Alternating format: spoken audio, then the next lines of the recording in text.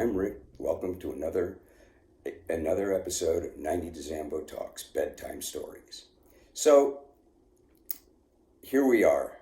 We've just loaded in Mazatlan in a remote harbor, a remote pier at the north end of Mazatlan Harbor. So I want to read to you exactly what that scene looks like. After departing Mazatlan, the first night had been a mad scramble until dawn to stow the ton of marijuana. Working in shorts and tank tops, Steve and I, in my lucky shirt, had unloaded the 50-pound gunny sacks, throwing the empty burlap bags overboard, then stacking the individual kilo packages in every locker and available space aboard the boat. When the lockers were filled, each of us was drenched with sweat and covered by a fine green resinous layer of marijuana dust. Next, we put the remaining bricks into empty sailbags, 25-kilo packages per bag, and stashed them securely in the forepeak, the hanging locker, the cockpit sail lockers located under the cockpit cushions, and in the lazarette, the sternmost compartment aft of the cockpit. Still more packages remained to be stowed. We then packed Killian's quarter berth tunnel with a few sailbags. He would have to sleep in what room remained in the fetal position, as the aft area of his bunk was crammed with weed. We even packed 2 sailbags into the small head, so anyone wanting to use the toilet had to squeeze into the minuscule area. Use of the wash basin was impossible. Every surface we sat upon had kilos of weed beneath it. So that was the scene as we sailed north. And I was a complete novice. I'd read Royce's Sailing Illustrated as David instructed, so I was pretty familiar with most of the terms.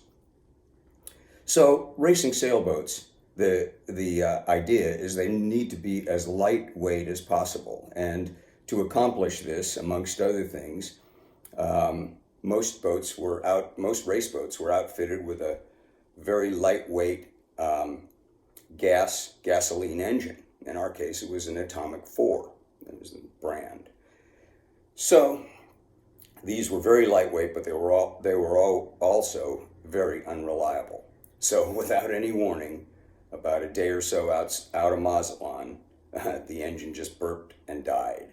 None of us were, although we tried, none of us were engine mechanics, and we just couldn't get it going. So without an engine, we were going to be sailing all the time. The wind picked up, so all of a sudden we had a lot of wind, too much wind. So now I was learning heavy weather sailing as well, and it was quite an experience. We were on our ear, as they say, most of the time as the boat was heeled over and headed north. So after 6 days of that, Killian decides that we're going to pull into Turtle Bay, a small anchorage on Baja that apparently all race boats stop at returning from these races. I didn't want to stop there, but Killian said if we didn't stop, it would look suspicious. Other boats might wonder why, because all the boats virtually stopped at Turtle. So we pulled in. Killian went ashore.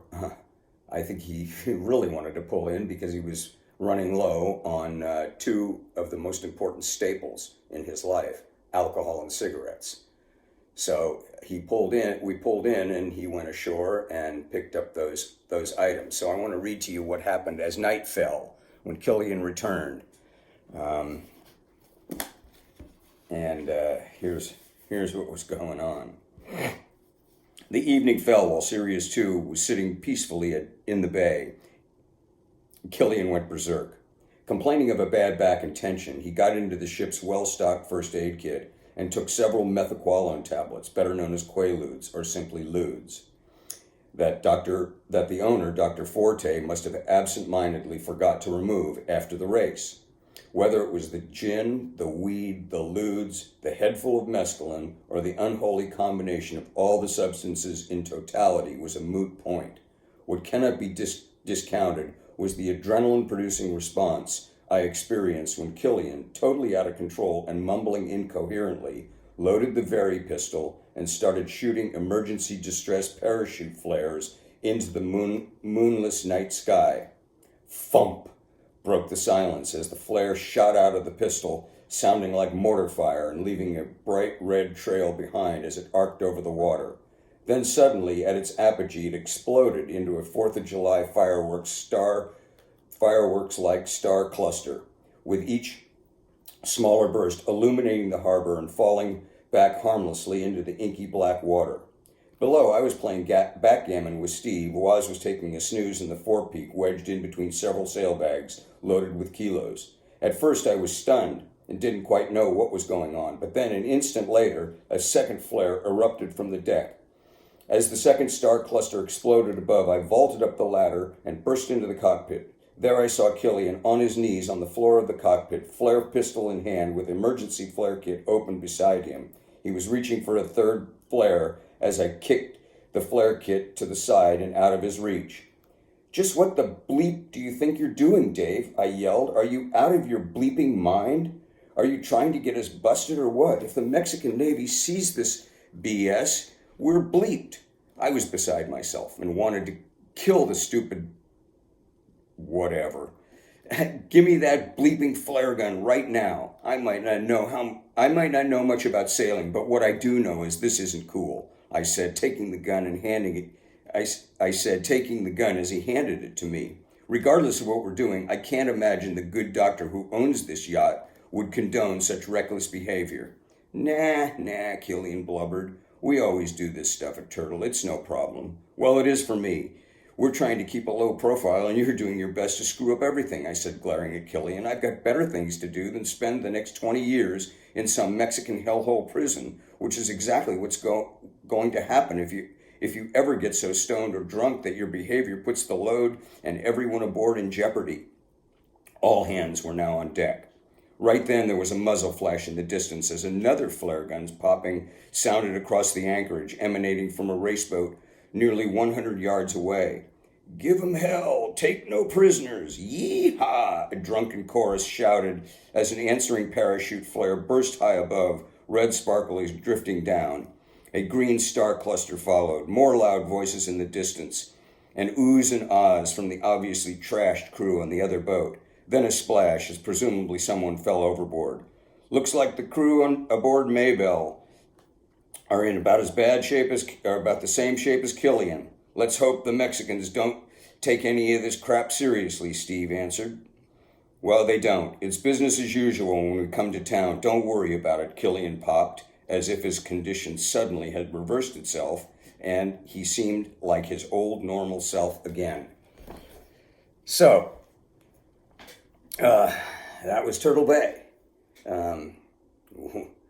It was an eye-opener for me, but I guess that's what was happening. So now we were continuing north from Turtle, and the winds became light, and they completely died the next day or so.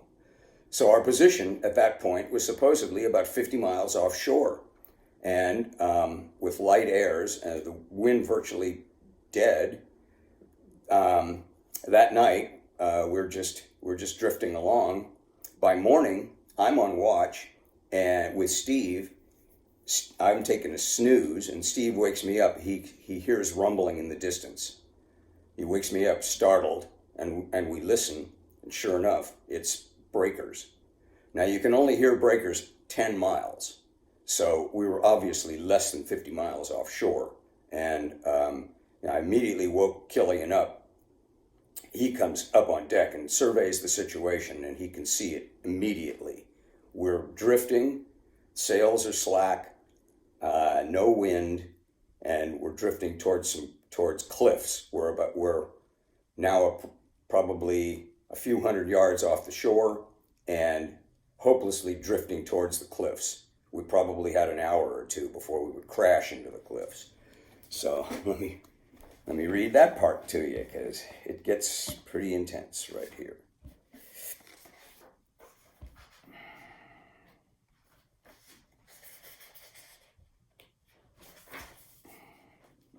"I can see waves breaking against cliffs to starboard," Steve cried, passing the binoculars to Killian. "Settle down. There's plenty of time for panic. Looks like we're about 3 miles off the cliffs. The breakers are about 12 feet, coming in every 30 seconds or so. We've got perhaps an hour or so to find some wind, or the boat ends up on the rocks. Killian said matter-of-factly, scanning the shore through the intermittent drifting fog. What are we going to do? I questioned, trying to force from my mind the image of Sirius 2, broken hull, 1,000 kilos, washing up on some desolate beach, and us standing there dumbfounded, looking like four Robinson Crusoes, marooned and wondering what to do next. Steve, you and Waz get the lightest drifter set this instant. We might get some sort of offshore wind or even blowback from the wave action. Rick, get the bow anchor ready, but keep it secure on deck. We may have to try to anchor outside the breakers as a last chance. Also loosen the hold downs on the life raft, just in case. I'll take the helm, Killian commanded, now fully in charge. Hey, Rick, grab my smokes and lighter off the chart table, will you? For the next hour, we sat on pins and needles, silently hoping for some sort of miracle while Killian nervously chain-smoked. Still becalmed and caught in a fast-moving current, Sirius 2 drifted to within 150 yards of the breaking surf. By now, the early morning fog had lifted, and to our horror, we clearly saw 15-foot glassy waves exploding against a vertical wall of 200-foot white cliffs. There was no beach whatsoever, just waves breaking directly onto a solid, massive rock face. I could read Killian's mind. He was contemplating his next move. Drop the hook and hope the bottom was good enough to hold the boat outside of the breakers. If not, cut the life raft loose from the deck chocks, pile into it, and pray. There was nothing I could do but watch the drama unfold. Killian, so intense as to seem one with nature, sensed the slightest breeze trickle the follicles of his nose hairs. He looked directly northwest and into the wind and felt the ever so slight breeze blowing evenly over both ears. Sheet out 2 inches on the drifter. Don't let her luff, Killian shouted to Steve, who was tending the jib sheet. The huge light sail popped full ever so slowly. Sirius 2 started to inch forward away from the thrashing surf line. The light air miraculously held, with Killian on the tiller and Steve continuously trimming the jib sheet. Within 30 minutes, Sirius 2 was heeled over, making 7.5 knots, beating her way north and out to sea. So, there we were. Now we're headed north after that near catastrophe. So the next day or so, as we're headed north, I think it was morning, we noticed a Mexican patrol boat headed south. And when the boat got a beam of our position, it was probably a couple of miles to the west of us, he turned abruptly and headed directly for us at full speed. I'm going to read that to you. We all saw the trail in the water as she arced eastward and couldn't help but observe the increase in the size of her bow wake as she accelerated, now coming straight at us, something near 25 knots. She would be on us in a matter of 5 minutes. As the Mexican vessel drew nearer, our anxiety rose to near panic state, yet there was nothing anybody could do. If for some reason, any reason, they wanted to board us, there was no denying the ton of virtually unconcealed weed packed below deck. Just wait 'em out, I said as calmly as I could. See what they want. And then my old desert mantra came back and I continued, just think good thoughts. We may just be able to vibe them away. Don't even think that they may come aboard. Smile and wave, said Killian. We all waved and saluted with raised coffee mugs. The Mexicans waved back, and 150 yards from Sirius 2, the coxswain spun the wheel, and the patrol boat turned sharply to starboard, resuming its original course. Sirius 2 rocked gently side to side over the patrol boat's wake, and collectively we breathed a sigh of relief. Another near miss. So we were still 200 miles south of the border. And anyway, after that, we headed north. We crossed the border and sailed past San Diego and up to Del Rey, which was our destination, the Rey Yacht Club.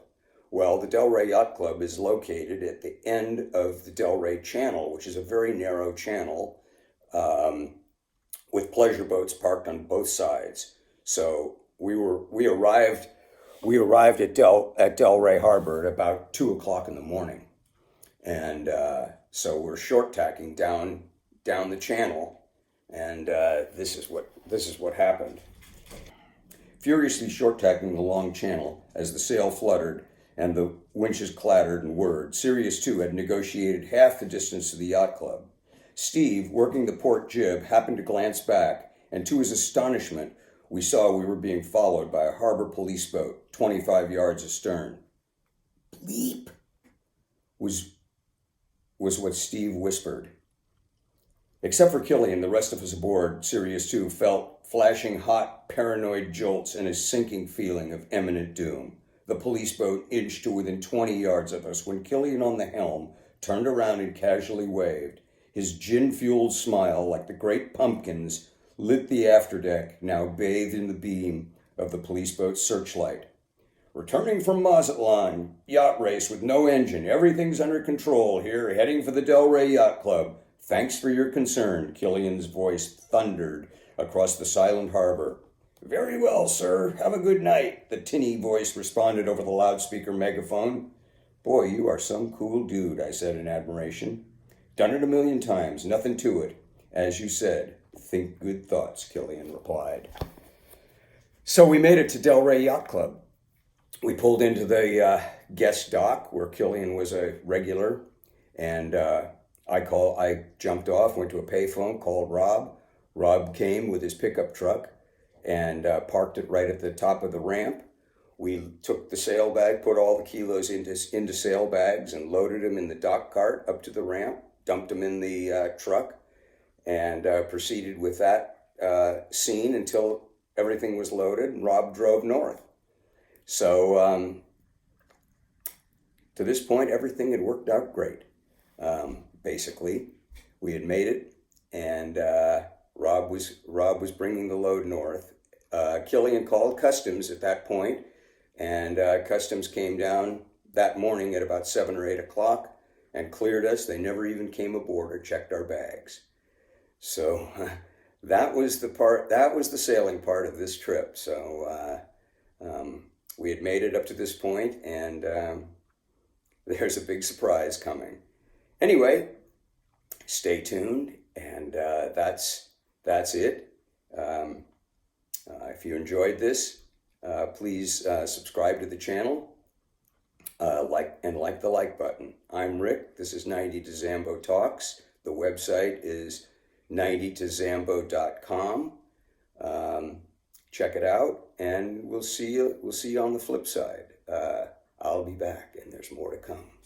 Hello, everyone. Check out our new merch on 90tozambo.com/shop. We've got a lot of different things, 20 or 30 items, so check it out.